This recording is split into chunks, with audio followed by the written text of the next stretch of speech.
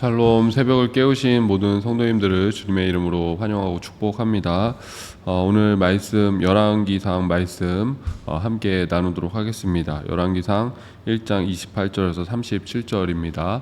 우리가 앞으로는 이 열왕기상하 말씀을 통해서 또 이스라엘 그 역사 속에서 그 왕들을 통해서 하나님의 역사가 어떻게 이루어지고 또 선포되어지는지를 함께 나누도록 하겠습니다. 오늘 말씀 같이 읽고 나누겠습니다. 다윗 왕이 명령하여 이르되 밧세바를 내 앞으로 부르라 하매 그가 왕의 앞으로 들어가서 그 앞에 서는지라. 왕이 이르되 내 생명을 모든 환난에서 구하신 여호와께서 살아계심을 두고 맹세하노라.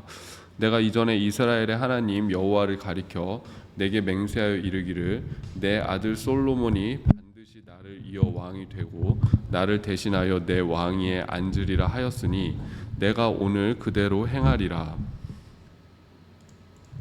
밧세바가 얼굴을 땅에 대고 절하며 내 주 다윗 왕은 만세수를 하옵소서 하니라.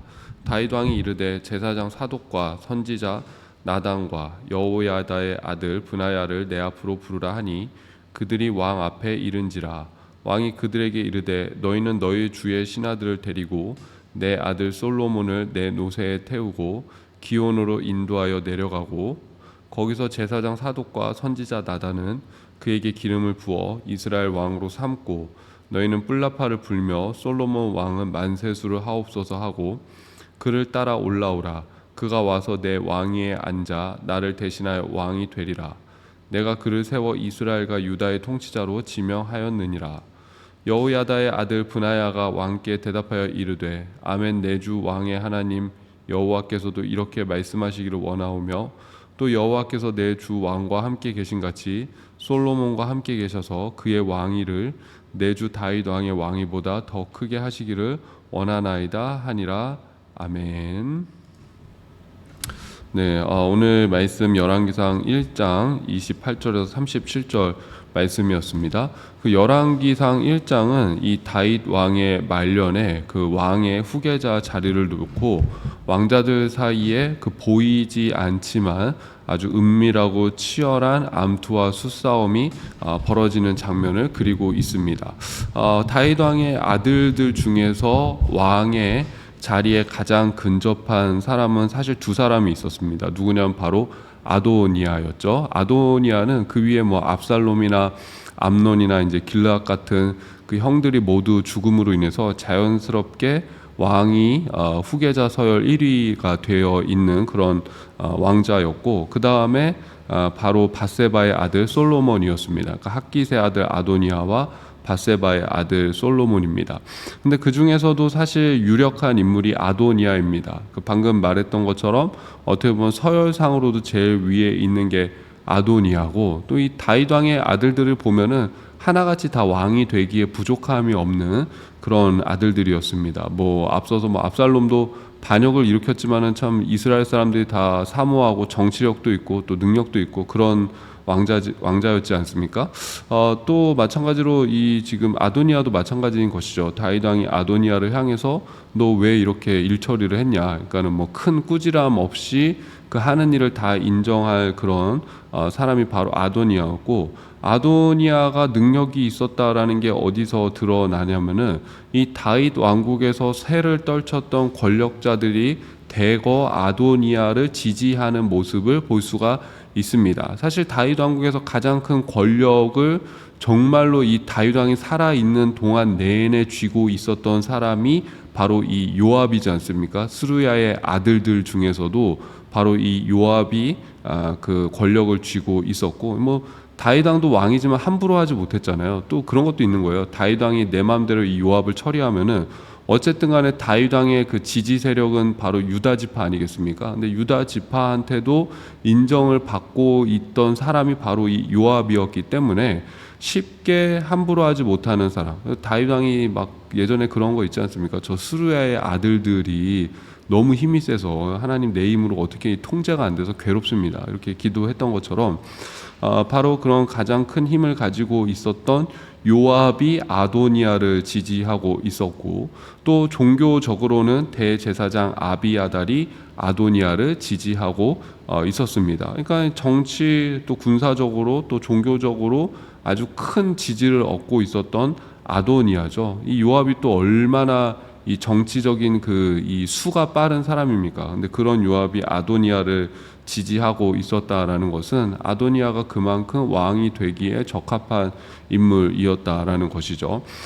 근데 솔로몬도 뭐 지혜도 있고 또 솔로몬을 따르는 분명히 사람들도 있었어요. 오늘 보면 뭐 분하야라든지 사독이라든지 나단, 이 대표적으로 솔로몬을 따르고 지지하는 그런 정치 세력, 종교 세력이었는데, 근데 문제는 뭐냐면 솔로몬에겐 가장 큰 약점이 밧세바의 아들이다라는 것이죠. 밧세바는 다윗이 정상적으로 얻은 아내는 아니지 않습니까? 그리고 그 밧세바의 사건으로 인해서 이 다윗 왕국이 큰 위기에 처한 적이 있기 때문에 어떤 그런 약점을 가지고 있는 것이죠. 밧세바의 아들이라는. 지금 그런 상황에서 이제 하루하루가 굉장히 긴박하게 사실은 흘러가고 있는 것입니다. 근데 이 아도니아가 또 술을 굉장히 잘 쓴 게 뭐냐면은, 이 열왕기상 앞부분을 보면은 이 잔치를 벌려요. 잔치를 벌려놓고 모든 신하들을 초대하는 것이죠. 그리고 나서 거기서 자기가 왕이 되었다라는 것을 선포해 버리는 것입니다. 그러니까 누구의 동의도 없이 그냥 그 자리에서 선포하는 거예요. 이 자리에서 내가 왕이 되면 선포합니다 하는 거예요.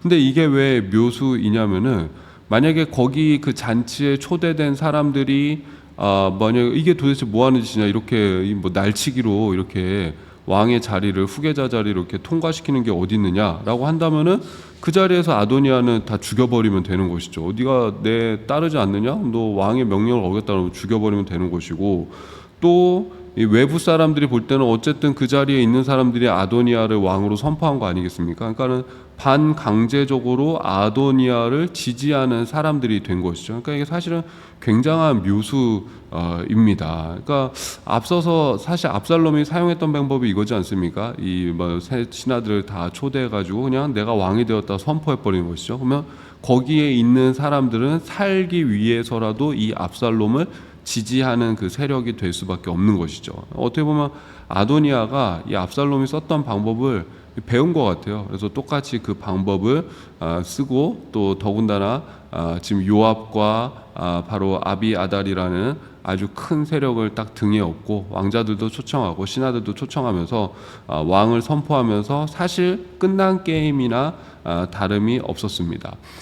이 솔로몬 쪽의 사람들은 멍하니 있다가 그제서야 불똥이 떨어진 걸 알게 되는 거예요. 그래서 이제 솔로몬 쪽에서는 나단 선지자가 급하게 움직이면서, 이 참 다윗이 보면은 나단한테 약해요. 왜 그러냐면은 이 나단은 다윗이 밧세바와의 범죄를 저질렀을 때 자기 목숨을 이제 걸고 다윗한테 직언을 했던 인물이기 때문에 그 뭐 목숨 걸고 하는 것이죠. 근데 그게 먹히지 않았습니까? 그래서 결국은 다윗이 하나님 앞에 회개하고 돌아서는 그런 계기가 있기 때문에 이상하게 이 나단이 말하는 것에 다윗이 잘 수긍을 하고 그 나단 앞에서는 좀 약한 모습을 보이는 걸 볼 수 있습니다. 그래서 밧세바가 먼저 들어가서 이야기를 하고 나단이 바로 뒤쫓아가면서 얘기하는 거예요. 근데 그 얘기의 내용이 뭐냐면은 11절 제가 읽어드리면, 나단이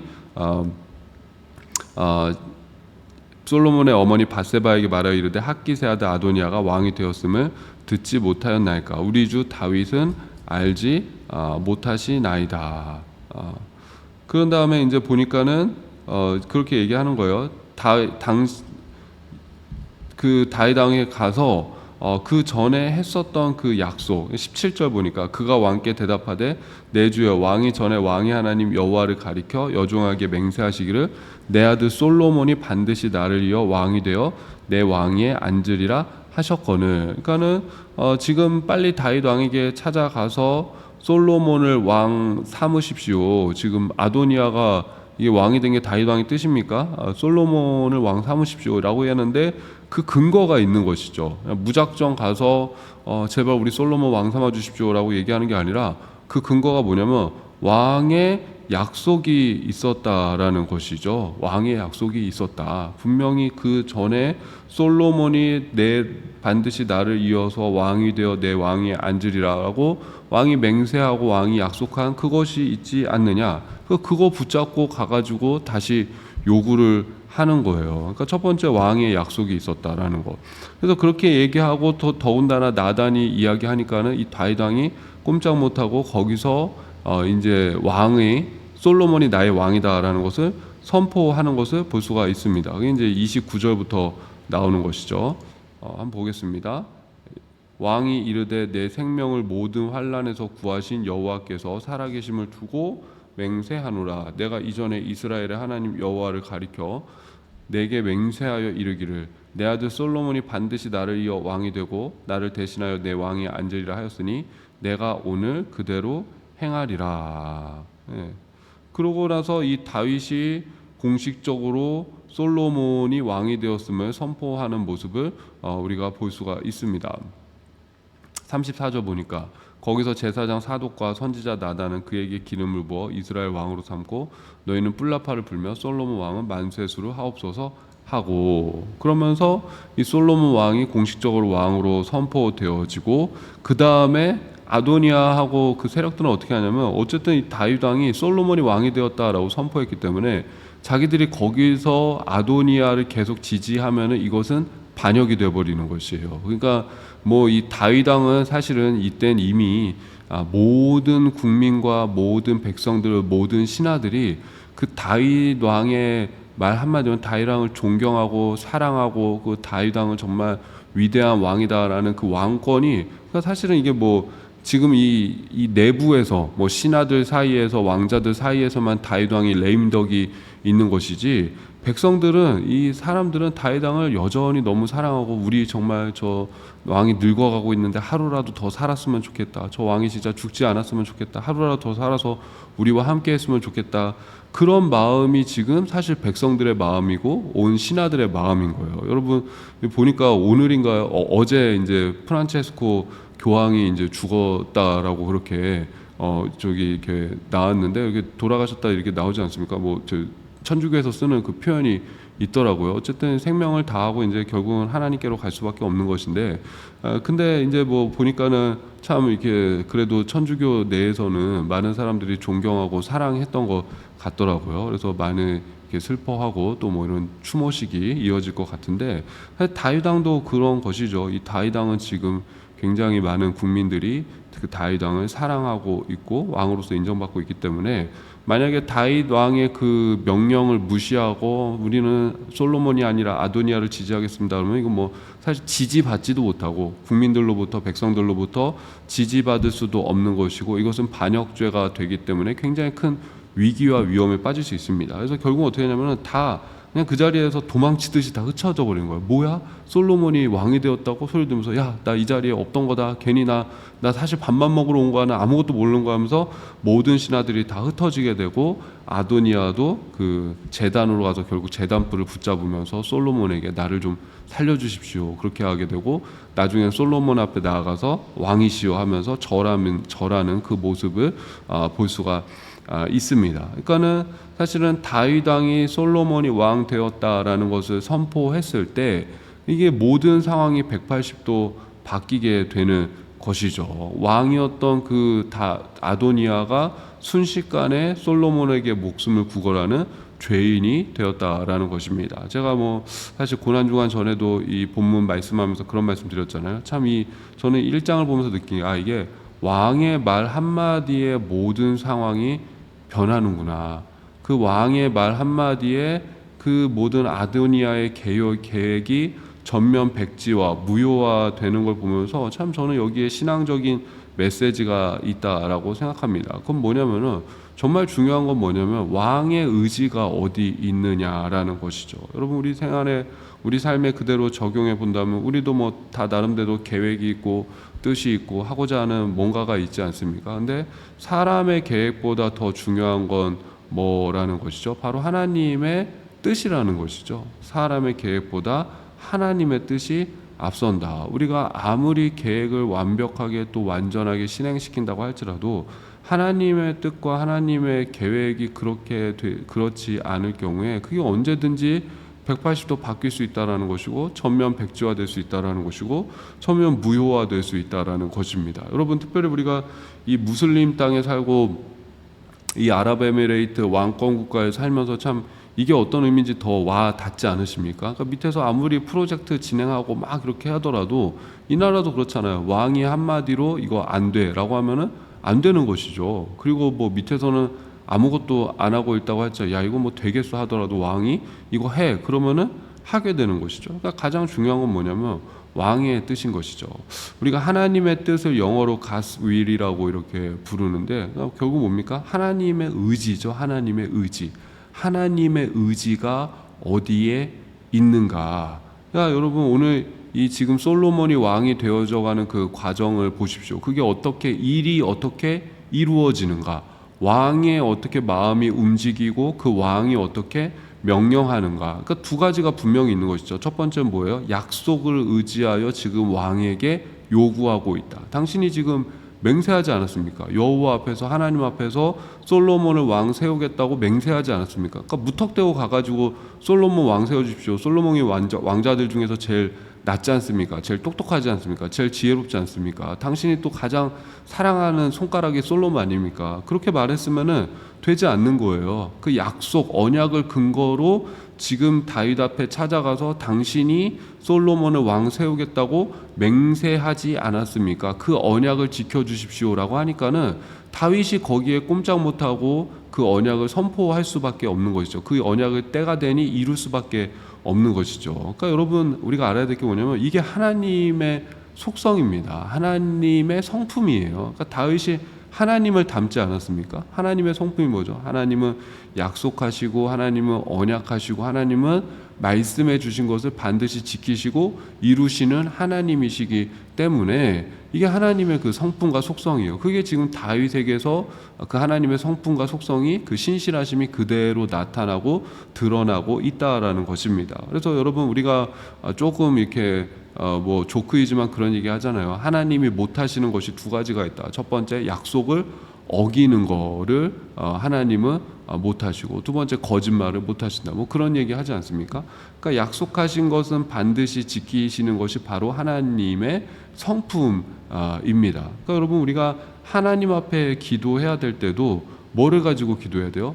약속 붙잡고 기도하는 거예요. 하나님께서 내 삶 속에서 때때로 주어주신 그 믿음의 약속들, 하나님이 내 삶 속에서 주신 그 말씀의 약속들. 여러분 참 그 이 사무엘 상 보면은 한나가 나오지 않습니까? 근데 한나가 기도할 때 뭐를 갖고 기도하냐면은 처음에 하나님 앞에 자녀 주십시오 기도하는데 엘리가 와가지고 한나가 술 취한 것처럼 보잖아요. 그래서 니 왜 술 취해 있냐? 근데 엘리는 여러분 생각해 보면은 지금 이 여인이 술 취한 것인가 아니면 하나님 앞에 기도하는 것인가도 구별하지 못할 정도로 영적으로 더딘 아주 무딘 그런 제사장이었어요. 근데 그 엘리가 네 기도 하나님이 들어주시기를 원한다 그 한마디 했을 때 한나가 그거를 마음에 품고 갔을 때 결국에는 어떻게 됩니까? 사무엘이라는 아이를 낳지 않습니까? 그러니까 여러분 사실은 이게 누군가 이게 특별히 영적인 어떤 지도자들을 통해서 주시는 그런 축복의 말씀들, 약속의 말씀들을 우리가 붙잡고 기도할 필요가 있어요. 그 하나님 이거 모르겠습니다. 뭐 그 사람이 어떤 사람인지는 모르겠지만 어쨌든 하나님이 그 사람을 통해서 세우신 그 영적 지도자를 통해서 나에게 약속으로 주신 말씀 아닙니까? 그러니까 그 말씀 붙들고 내가 하나님 앞에 기도하고 하나님의 약속 붙들고 나아갈 때 하나님이 응답하시고 역사하신다라는 것이죠. 그러니까 저도 어떤 내 삶 속에서 주어지는 그 약속의 말씀들을 보면은 뭐 하나님이 주시는 감동도 물론 있지만은 또 이렇게 뭐 목사님들이나 또 누군가를 통해서 나에게 주셨던 말씀이 있어요. 그거 붙잡고 저도 기도하는 거예요. 하나님 저 떠나지 않는다고 하시지 않았습니까? 하나님 뭐 제 과거를 또 뭐라고 하지 않는다고 주님 하시지 않으셨습니까? 하나님 이런 축복 저에게 주신다라고 하시지 않으셨습니까? 그거 붙잡고 기도하면은 또 하나님의 역사가 있는 것입니다. 또 우리가 말씀 붙잡고 기도해야 될 이유가 여기에 있는 것이죠. 그 뭔가 여러분 성경은 뭡니까? 약속의 말씀이잖아요. 구약은 옛 언약. 그래서 뭐 이거 뭐 폐기된 언약 그런 뜻이 아니에요. 그러니까는 이미 주어진 언약이고 신약은 예수님이 오신 이후에 우리에게 새롭게 또 주어진 약속의 말씀이잖아요. 그러니까 우리가 성경 말씀 읽으면서 성경 말씀 붙잡고 기도해야 되는 이유가 여기 있고 말씀을 읽어야 되는 이유가 여기에 있는 것이죠. 그러니까 다윗이 약속 갖고 나오니까는 약속하지 않았습니까? 이거 여호와 앞에서 뭐 약속 정도가 아니에요. 여호와 앞에서 맹세하지 않았습니까? 그러니까는 꼼짝 못하고 그 솔로몬을 왕으로 선포할 수밖에 없는 것입니다. 그래서 여러분 약속 붙들고 하나님의 그 언약의 말씀 붙들고 기도하는 그런 성도가 되시길 바라고, 또 뭡니까? 주님이 말씀하시면은 변한다라는 것이죠. 왕의 말 한마디에 사람의 계획들이 전부 백지화되고 무효화되고 모든 상황이 180도 반전되듯이, 마찬가지로 하나님께서 말씀하시면은 우리의 삶도 다 180도 달라질 수 있다라는 것이죠. 요한복음 2장 보면 가나의 혼인잔치 있지 않습니까? 거기서 예수님이 말씀하실 때 물이 어떻게 돼요? 변하여서 포도주가 되죠. 왜 물이 변하여 포도주가 되죠? 그 예수님의 말씀은 우주 만물을 다스리시는 왕의 말이기 때문에, 왕의 말이니까 거기에 힘이 있는 거예요. 그러니까 예수님이 말씀하시니 죽은 나사로가 살아나고, 예수님이 말씀하시니 폭풍이 잠잠해진다. 그러니까는 자연 만물, 인간의 생과 사, 모든 것의 생명과 죽음, 또 모든 물질과 피조 세계를 주관하시는 그 왕의 말이기 때문에 그 말에 순종할 수밖에 없는 것이죠. 그러니까 여러분, 우리가 신앙생활하면서 우리가 사모해야 될 것이 무엇입니까? 하나님, 나의 삶에 말씀해 주십시오. 오늘 그 다윗 왕의 말 한마디가 이스라엘 왕국을 움직이잖아요. 다윗 왕의 말 한마디에 모든 신하들이 굴복하고 따를 수밖에 없지 않습니까? 그 다윗 왕의 말 한마디에 모든 왕자들이 거기에 굴복하고 따를 수밖에 없잖아요. 그러니까 다윗 왕의, 왜냐하면 왕의 권위가 있기 때문이죠. 왕의 권위가 있기 때문에 왕의 말 한마디에 온 이스라엘 왕국이 순종하고 싫든 좋든 복종하고 순종하고 움직이는 것처럼, 하나님 나의 삶에 말씀해 주시면은 그 하나님의 말씀 한마디에 나의 모든 삶이 복종하게 될 줄 믿습니다. 하나님 이 세상에 말씀해 주시고 선포해 주시면은 거기에 하나님 이 불의한 세상도 복종하고 순종할 줄로 믿습니다. 변화되고 새롭게 될 줄로 믿습니다. 여러분, 그런 믿음을 가지시고 주님 오늘도 저에게 말씀해 주십시오. 말씀하실 때 변화가 일어나고 회복이 일어나고 상황이 바뀔 줄로 믿습니다. 말씀하실 때 생명과 소망이 또 생명과 소망으로 새롭게 될 줄로 믿습니다. 우리 또 부활절 지나지 않았습니까?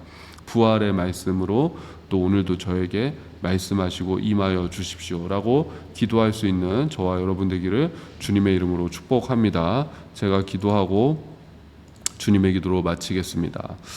하나님, 오늘 아도니아가 또 본인이 생각할 때는 완벽한 계획을 그렇게 세워서 왕이 되고자 했지만은 다윗 왕의 의지와 다윗 왕의 그 말 한마디에 모든 상황이 바뀌게 됩니다. 사람의 계획이 백지화되고 또 왕으로 선포되었던 자는 순식간에 죄인이 되는 것을 보게 됩니다. 하나님, 우리에게 영적인 지혜를 허락하여 주셔서 우리의 계획과 뜻이 있지만 무엇보다 하나님의 의지와 하나님의 말씀이 선포되는 것이 가장 큰 능력임을 기억하게 하여 주시옵고, 우리 삶 가운데 선포되어지는 그 하나님의 말씀을 의지하며 나아가게 하여 주시옵고, 또 우리 삶 속에서 하나님이 주신 그 약속의 말씀 붙들고 기도하는 믿음의 성도들도 날마다 세워지게 하여 주시옵소서. 감사드리며 예수님의 이름으로 기도드립니다. 아멘. 하늘에 계신 우리 아버지여, 이름이 거룩히 여김을 받으시오며 나라가 임하시오며 뜻이 하늘에서 이루어진 것 같이 땅에서도 이루어지이다. 오늘 우리에게 일용할 양식을 주시옵고, 우리가 우리에게 죄 지은 자를 사하여 준 것 같이 우리 죄를 사하여 주시옵고, 우리를 시험에 들게 하지 마시옵고 다만 악에서 구하시옵소서. 나라와 권세와 영광이 아버지께 영원히 있사옵나이다. 아멘. 오늘도 좋은 하루가 되시길 바랍니다.